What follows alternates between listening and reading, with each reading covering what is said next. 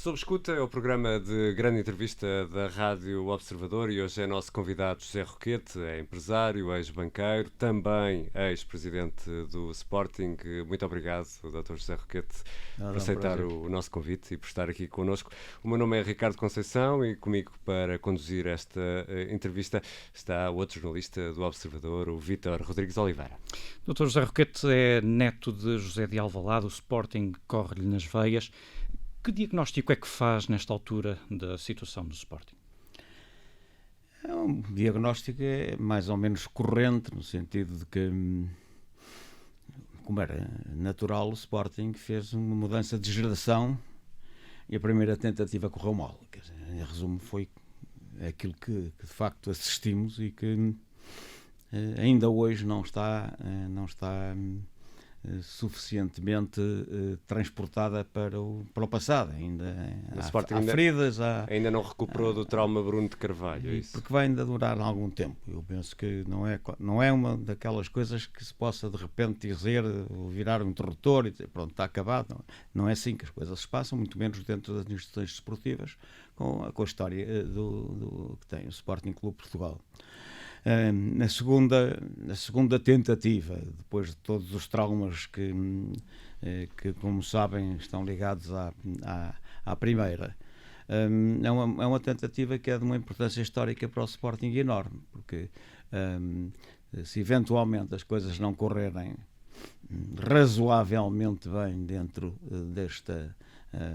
da nova direção do Sporting, portanto com a presidência do Frederico Varandas, vai ser mais difícil e as coisas vão se complicar e o horizonte do Sporting vai provavelmente ter mais turbulência, o que não é propriamente desejável para ninguém, sobretudo para mim, que sinto o Sporting de uma forma muito especial.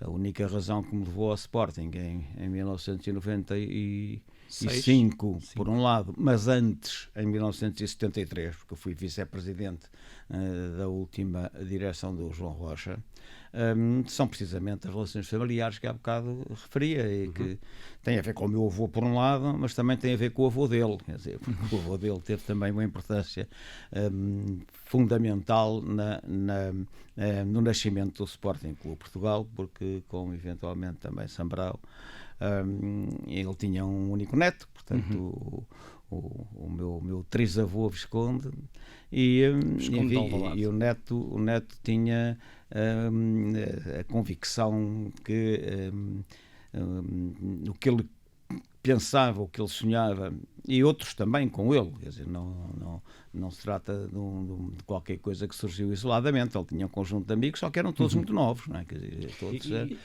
nesta altura está a decorrer o 100º ano da morte do meu avô. E que avaliação é que faz do último ano com Frederico Varandas nos comandos do Sporting?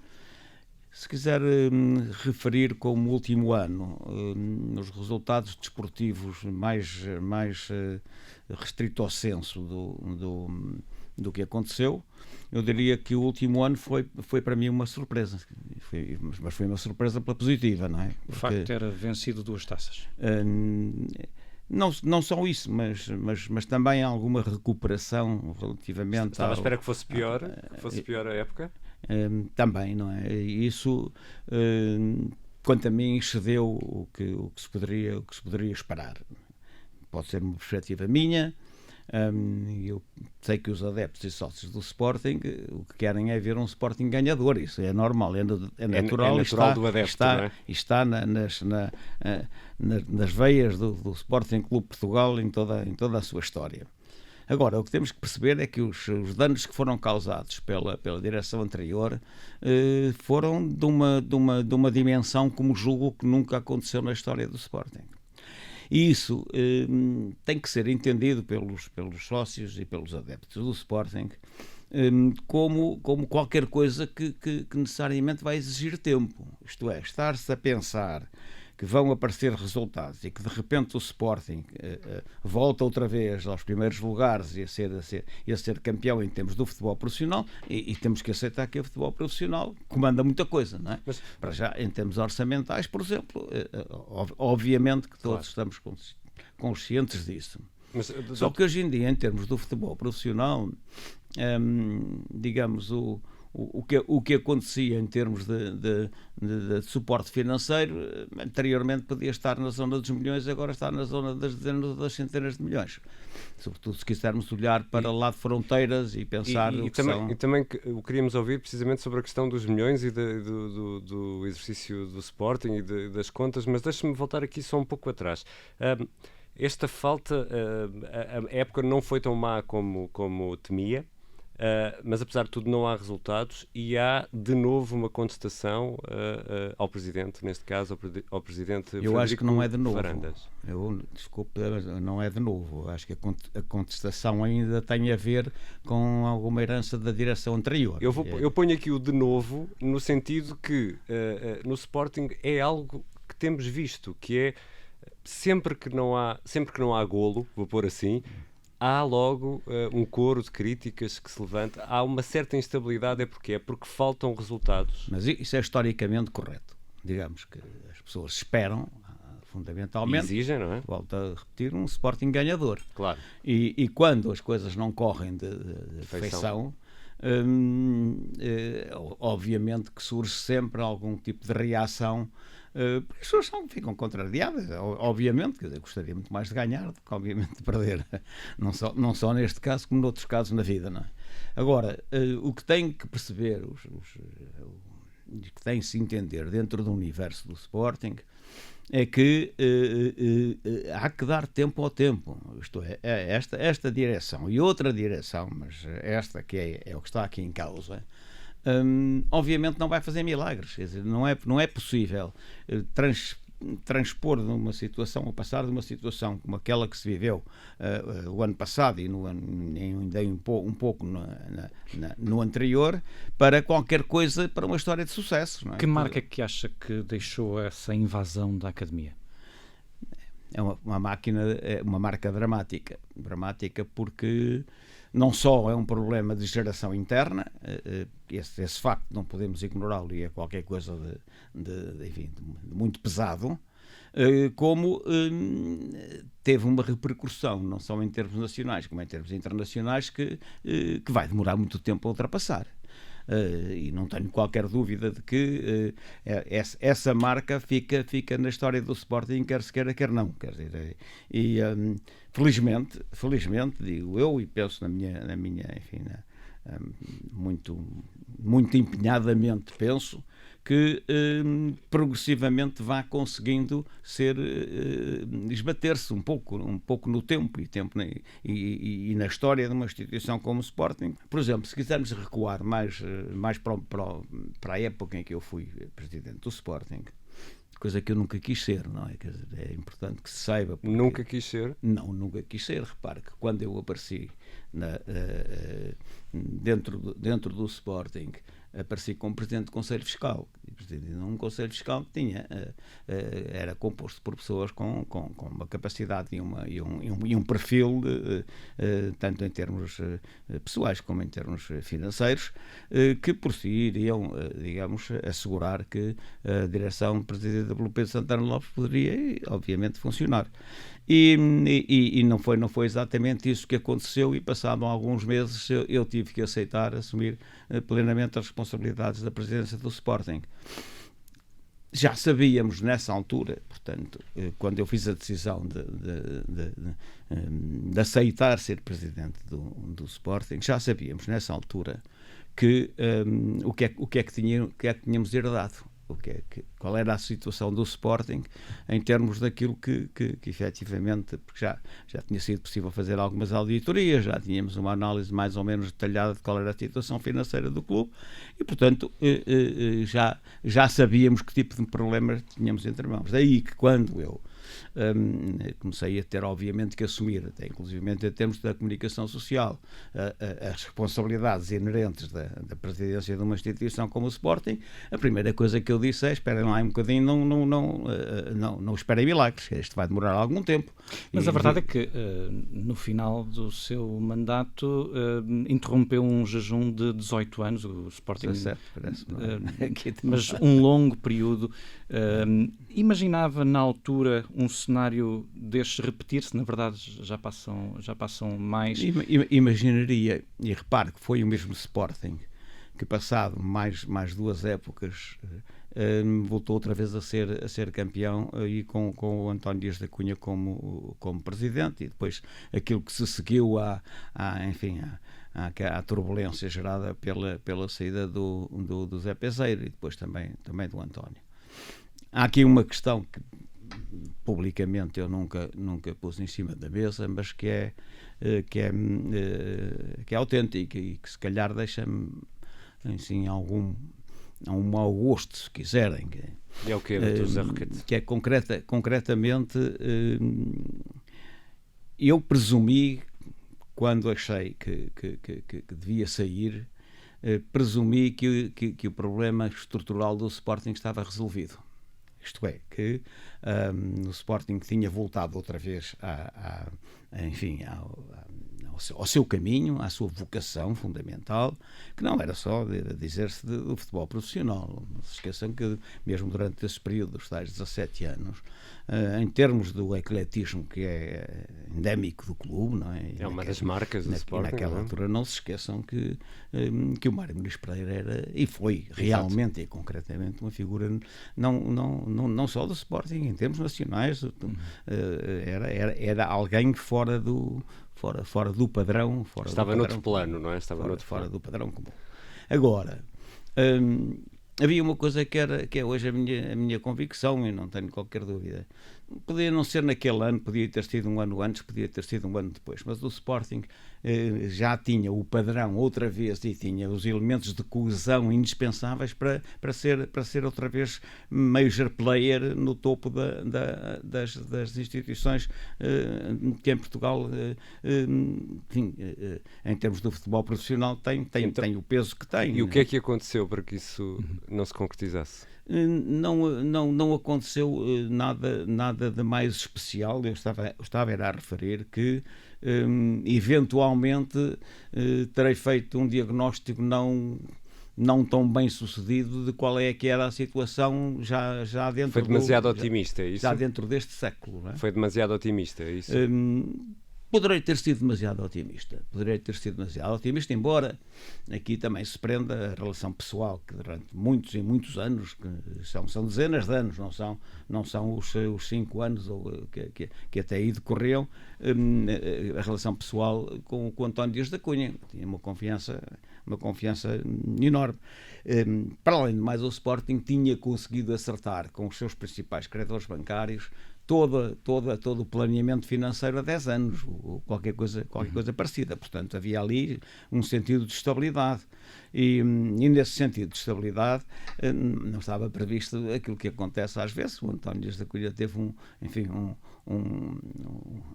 uma perspectiva mais emocional das coisas e entendeu também que devia sair. Sucedeu-lhe o Filipe Soares Franco, e depois aquilo que foi acontecendo daí para a frente veio mostrar que talvez o meu diagnóstico tivesse sido já que estamos otimista. Já que estamos a falar de contas, foram agora conhecidos números, Vítor, números que impressionam, não é? Perto de 8 milhões de euros de prejuízos. A questão é que nos últimos 10 anos foram acumulados 170 milhões de euros de prejuízos e só houve lucro em 3 exercícios. O que eu lhe pergunto é se o Sporting é sustentável. Está a falar, portanto, do período que, em termos de contabilísticos, vai até 30 de junho, é isto, não é? Sim, exatamente. Os últimos resultados da época que acabou foram apresentados e o Sporting apresentou cerca de 8 milhões de euros. Eu acredito que sim, e acredito que sim, mais por uma questão de, digamos, mais dogmática, se quiser, do que se calhar... Está a falar mais como adepto. Estou a falar como adepto e como alguém que teve responsabilidades na vida histórica do clube. É evidente que... Mas como gestor? Também, se quiser, porque eu transportei para dentro do Sporting. Não se esqueçam que as sociedades anónimas desportivas nasceram do Sporting, né? não nasceram mais do que nasceram no Sporting. O próprio decreto que criou das anónimas desportivas certo, mas foi referia feito. que a sua visão era mais dogmática, se calhar. Sim, mas em qualquer caso e circunstância eu transportei para o Sporting tudo aquilo que, em termos empresariais e a capacidade de gestão que está sempre ligada a quem tem essa vocação, no sentido de encontrar as melhores soluções para o clube. Agora, se me perguntam em termos de sustentabilidade o que é que está pela frente, eu tenho que ter uma visão obviamente construtiva, isto é, não posso ter uma visão da geração da direção anterior e portanto tenho que pensar alguns anos para a frente. E o que é que está para a frente? Penso que o Sporting terá ainda que recuperar um pouco da sua imagem antes de fazer a conversão para a era digital. Isto é, o Sporting, como todas as outras instituições do nível e do padrão do Sporting, vão ter que fazer uma conversão. Isto é, vão ter que deixar, enfim, as características tradicionais da relação que têm com umas dezenas de milhares de pessoas que aparecem em Alvalade para exprimir, na maior parte das vezes e muitas vezes, a sua satisfação pelos resultados, ser mais uma empresa, para sacarem do lenço branco quando as coisas não correm. Mas isso na prática significa o quê? É ser mais uma empresa? É o clube transformado? Não, vamos lá ver uma coisa, não é isso. Provavelmente falaremos desta questão daqui a pouco. O que acontece é que realmente o mundo está a transformar-se a uma velocidade que se tem que perceber muito bem. E se alguém tem que perceber a velocidade e a profundidade dessa transformação são os empresários, porque estamos naquela fase em que muito naturalmente se diz ou te adaptas ou morres, não é? Quer dizer, isso é exatamente como eu estou a dizer. Portanto, e tudo o que tem a ver com a digitalização tem a ver com uma relação diferente que tem que surgir e que se passa entre as instituições ou as estruturas que se têm que ajustar em termos de tudo que são tecnologias digitais e os que estão envolvidos no outro lado, que obviamente vão ter que passar a estar profundamente mais próximos. Portanto, o universo do Sporting, normalmente, eu tenho ouvido falar em números perto dos 3 milhões de adeptos. Acho que são adeptos e sócios, acho que é um número talvez um pouco exagerado. Mas pudesse deixar aqui um ou dois conselhos muito práticos, na sua opinião, o que é que o Sporting tem de fazer para cautelar esse futuro? O Sporting tem que criar uma relação nova com os seus adeptos. E tem que chegar bem mais perto deles. Isto é, e com os investidores também, deixa-me perguntar, obviamente, se o problema do Sporting não for resolvido nos próximos tempos, admitiria um cenário, por exemplo, em que a maioria da SAD fosse vendida a grandes investidores? Numa primeira fase, a maioria da SAD acho difícil por causa dos antecedentes e daquilo que pudesse ser a reação interna do clube. Mas admitiria mais tarde essa possibilidade?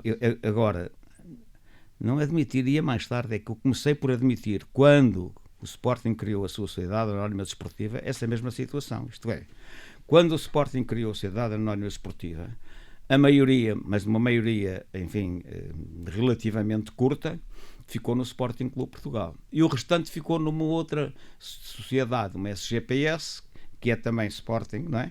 Também Sporting, já prevendo que futuramente o Sporting teria que fazer associações e ter relações que lhe permitissem ultrapassar um pouco as debilidades das limitações do seu próprio universo. E isso pode acontecer nos próximos tempos, na próxima década?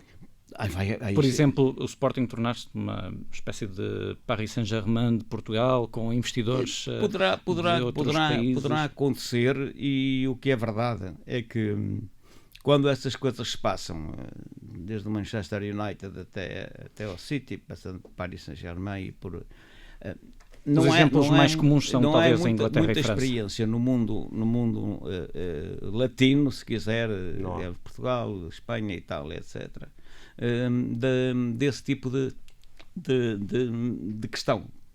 E, portanto, aquilo que sobra a partir da altura em que há uma transferência de acionista dentro das estruturas decisórias de uma sociedade anónima desportiva, no caso específico do Manchester United ou do Paris Saint-Germain, não, ou da Juventus, ou do Chelsea, ou o que quer que seja. Não tem o impacto emocional que teria no Sporting, é isso? Não se verificou uma quebra da relação do adepto, com o adepto com o clube. Porquê? Até por uma razão muito simples. Mas teme que isso não viesse a acontecer no Sporting? Que no Sporting não viesse a acontecer. Agora deixe-me cá explicar um bocadinho esta questão, porque esta questão é fundamental. Temos de concluir esta nossa primeira parte. A razão de ser disso não acontecer nos casos em que já se passou, tem a ver com a necessidade dos novos acionistas controladores manterem o universo de toda a relação em termos de mercado e de marketing com o universo do clube anterior. Portanto, não podiam estar a fazer outras seleções que não fossem eventualmente as dos níveis de consumidores, isto é, claro. Consumidores tipo 1, tipo 2, tipo 3, por ali afora, não é? Portanto, essa é a realidade, e é a realidade que se impôs. Isto é, impôs-se de tal maneira que hoje em dia as fichazinhas que nesse setor eram de milhões, agora estão nas centenas de milhões, não é? E isso sobretudo quando se pensa em termos internacionais, pré a entrada de um major player que vai indiscutivelmente voltar a alterar novamente toda esta problemática, que é o caso dos Estados Unidos. Nos Estados Unidos, o Sporting profissional está a começar a nascer, está a começar a aparecer, mas está a começar a aparecer a uma velocidade também que ninguém imaginaria. Quando se transformarem num dos major players, aí então ainda vai ser mais hoje em dia, podemos dizer que no topo das suas preocupações empresariais está a produção de vinho. É um produtor de vinho, é assim que se apresenta, ou não? Não só um produtor de vinho, quer dizer, embora o que passe seja mais essa imagem, eventualmente. Esporão, agora, não é? O Esporão é basicamente uma empresa que está inserida num setor agroindustrial e, portanto, não é só o vinho, quer dizer, no caso específico o azeite. É o azeite também, não é? O azeite tem também e não é só o azeite, há mais outras coisas envolvidas nesse setor. Mas também está por dentro de Paredes Meias, pela razão do peso que tem, e eu posso explicar isto um pouco melhor, também no setor do turismo, nomeadamente no setor do enoturismo. E há mais coisas e mais investimentos que o grupo faz, mas que são basicamente orientados sempre à volta de uma realidade que foi o Esporão ter funcionado como âncora no desenvolvimento da vitivinicultura alentejana. E o Esporão, neste momento, tem uma forte presença internacional. Está presente em 50 mercados. Um bocadinho mais. Um bocadinho mais nesta altura. As exportações são importantes para a empresa. Corrija-me se estiver errado, representam cerca de 60% das vendas. Um pouco mais. Mas o que interessa saber nessa perspectiva, e se me permitem, se calhar, de realçar, é que, em termos de exportações, o que é importante saber é se as exportações, em termos estratégicos, fazem ou não fazem sentido. E o Esporão só avançou para o mercado de exportação quando já tinha uma home base, uma base interna extremamente forte. Consolidada. Isso, ao fim de relativamente pouco tempo, veio a concretizar-se aquilo que, na estratégia do Esporão fora de fronteiras, nos torna um bocadinho diferentes da maior parte, diria eu, das empresas portuguesas que olham para os mercados externos. Tem 3 mercados preferenciais? 4, talvez. 4. Eu já vou referir isso. Mas qual é que é essa diferença? É que normalmente as pessoas aqui em Portugal e as empresas começam a exportar e exportam para um país onde tem um comprador, que é o importador do outro lado, que basicamente está envolvido num negócio de comissões, não é? Portanto, recebe os produtos, vende... É um intermediário, não é? O que é extremamente difícil de conseguir é que esse tipo de relação permita defender e dar um lugar à marca e à afirmação da marca como realidade, visto que o interesse fundamental é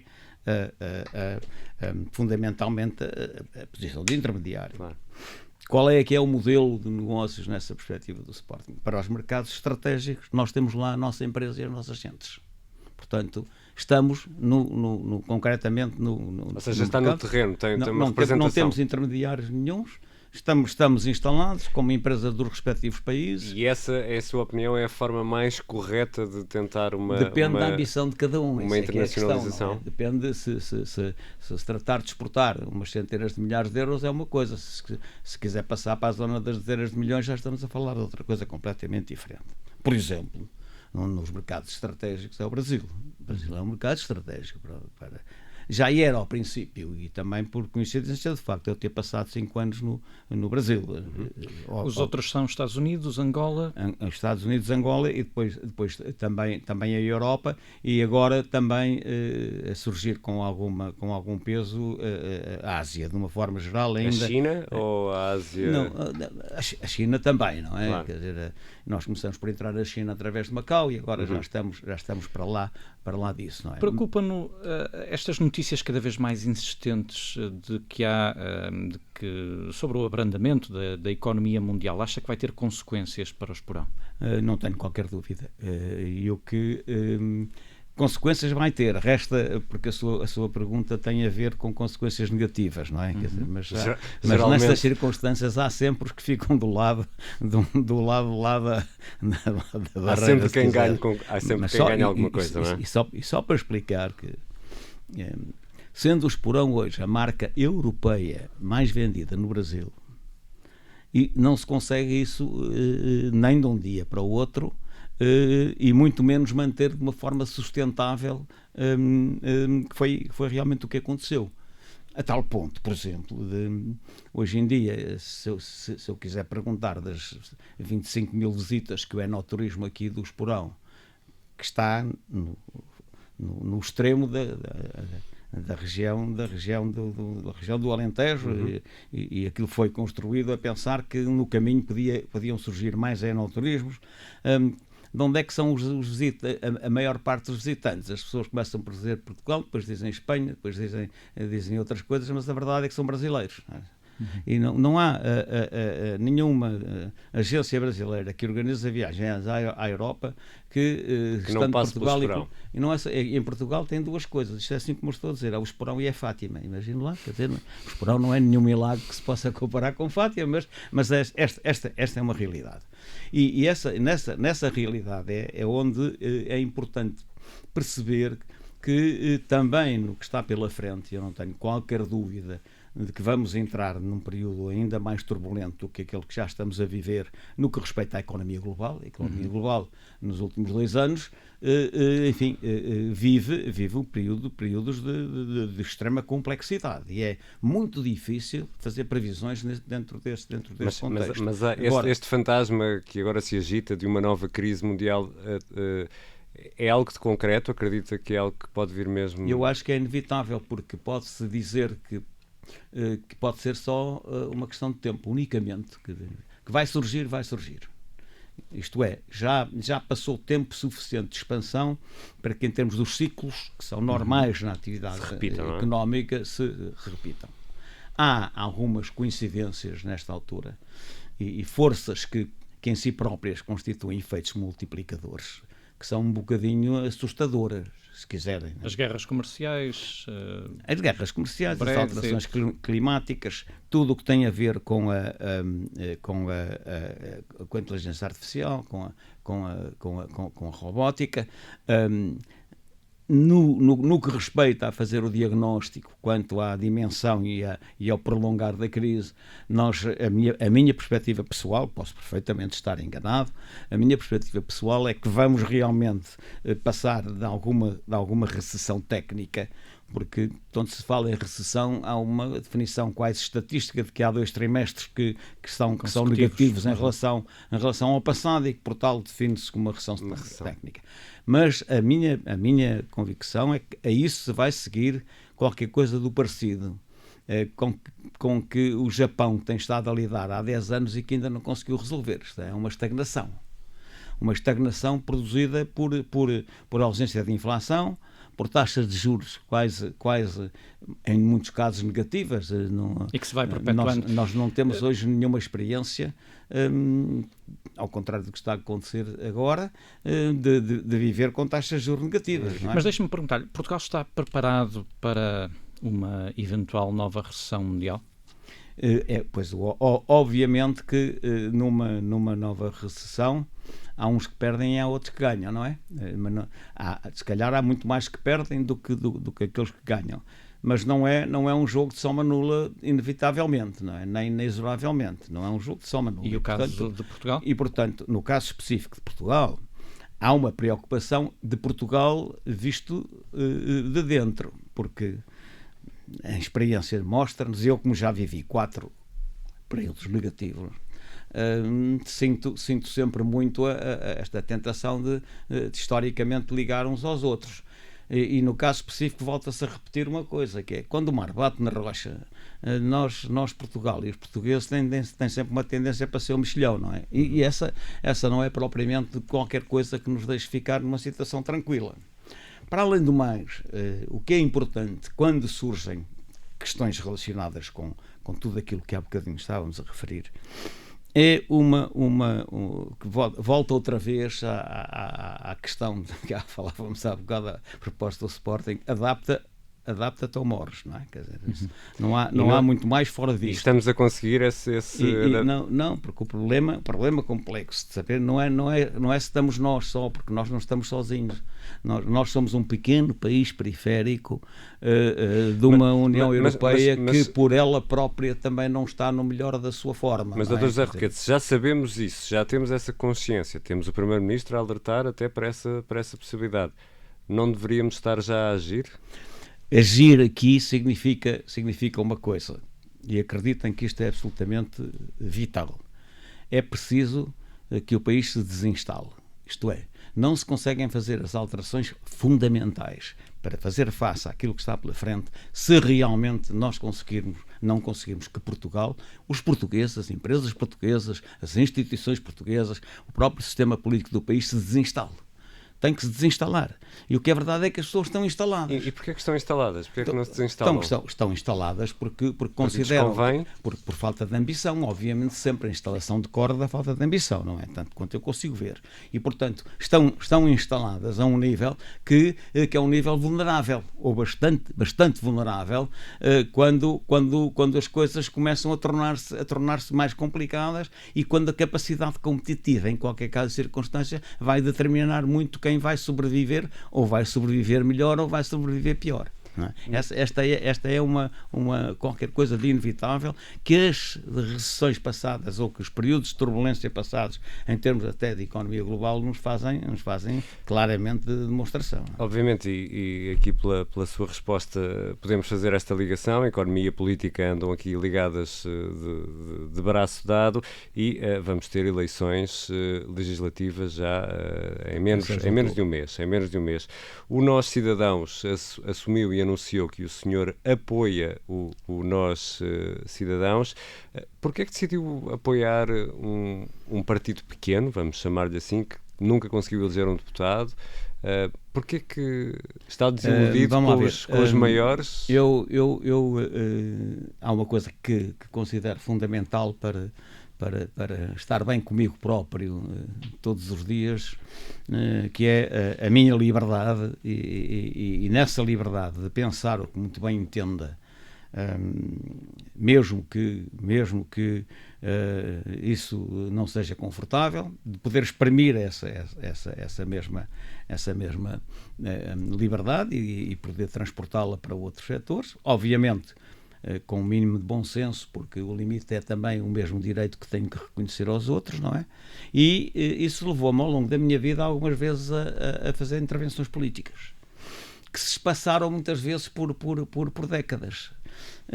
Em 1960 eu subscrevi uma carta que ficou conhecida pela Carta dos 101 Católicos, naquela altura eram os católicos que católicos estavam em desacordo com o envolvimento da Igreja com o regime anterior, dos quais, por exemplo, fazia parte a Sofia Melbrenner, e não só isso, eram digamos, as elites. E agora voltou a sentir esse impulso? Não, mas é que, entretanto, isto foi em 1960, porque, entretanto, 10 anos depois, na altura da Primavera Marcelista, surgiu outra vez um tipo de situação que me levou a sentir que me devia mobilizar no sentido de prolongar esse direito que em mim é endémico, a um dever que lhe está inerente, que é o dever da cidadania e o dever de perceber e entender que a sociedade civil deve ter sempre uma importância fundamental,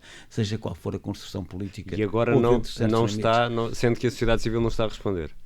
Em 1970 fui um dos sócios fundadores da SEDES. A SEDES foi um elemento de uma instituição. Eu peço desculpa de estar a tentar acelerar aqui nesta viagem. Não, mas isso não tenho nenhuma objeção, mas o que estou só a querer pôr em relevo é que de repente não resolvi que tinha que ter alguma intervenção. Foi não é uma coisa de agora, é uma coisa que faz parte da sua vida. Desde 1960 até agora, se não me engano, vão 59 anos, não é? Claro. E portanto, o que aconteceu agora, portanto, no prolongamento da mesma situação que sentia em 1960, em 1970, agora estamos também numa altura que, para mim, me faz acordar o meu sentido de cidadania e de pertença da sociedade civil. Mas, portanto, apoia o Nós Cidadãos, um partido que não tem representatividade no Parlamento. O que eu lhe perguntava era, está descontente com estes 4 anos de António Costa e com a oposição de Rui Rio? Deixe-me perguntar concretamente. Não é propriamente estar descontente especificamente nessa perspectiva. É mais uma reação em relação a um regime que funciona muito ligado com os partidos políticos e com os partidos políticos chamados de charneira, não é? Portanto, que têm alguma capacidade para se constituírem em governo e assumirem as respectivas responsabilidades, e que para mim são um desapontamento. E são um desapontamento porque no funcionamento da democracia temos ali governo, temos ali oposição, mas falta um elemento muito importante na democracia, sem o qual é muito difícil pensar-se na sobrevivência dos regimes, mesmo com alguma raiz democrática, que é o problema da sociedade civil, que é o problema dos cidadãos em si, que consideram, e essa é a razão também porque estão instalados a um nível que lhes põe a participação política e que lhes limita a participação política unicamente aos momentos eleitorais. Eu vou lá, ponho o votozinho e tal, e pronto, olha, já cumpri o meu dever, vou outra vez para casa. Alguns nem pensam assim, abstêm-se, não é? O que acontece, que é o nível de abstenção tem vindo a subir sucessivamente. Abstenho-me e nem sequer me incomoda ir lá e tal, é assim uma espécie de um chega para lá. E esta questão é que é para mim vital. É evidente, quando olho para o sistema político e penso, enfim, em termos de CDS, PSD e PS, eu tenho que reconhecer, em termos históricos, que o Costa, na gestão corrente, o António Costa, primeiro-ministro, na gestão corrente, é francamente melhor que o Rui Rio ou que a Assunção Cristas. Agora, mas é na gestão corrente. E a gestão corrente dentro de um partido é mais uma questão de sobrevivência e de manter a coesão interna, coisa que no caso do PSD é mais complicado. No caso do PS é menos complicado, porque estar junto ao poder ou mais na zona do poder facilita. Portanto, falta estratégia para o tempo seguinte, para o futuro, é isso? Não é só... É para o futuro, por um lado, mas também é para tentar mudar um pouco daquilo que é o regime dos partidos, que, por definição da Constituição, são os que têm assento na Assembleia da República. Portanto, aqui o apoio aos nossos cidadãos é quase um protesto. É um protesto muito pesadamente, se quiser, mas também é a única via que eu encontrei, porque entretanto eu também não estive ausente das minhas exigências pessoais em termos de cidadania. Eu, mais por causa da minha instalação no Alentejo, há um movimento chamado Melhor Alentejo, onde eu estive também já durante uns anos. Esses anos já me mostraram claramente que se não for possível conseguir sentar alguém em São Bento, que não se vai chegar a lado nenhum. Isto é, não vai haver consequências diretas ou pelo menos previsíveis num prazo razoável, se isso não for possível. Se não tiver alguém que tenha uma intervenção direta no seu caso. Ora bem, essa foi, portanto, a opção que, depois de pensar um pouco, eu achei que era fundamental. Não nos esqueçamos de qualquer coisa que é básica. Eu fui amigo de infância do Francisco Sá Carneiro, não é? Portanto, vivemos uma parte da nossa vida juntos.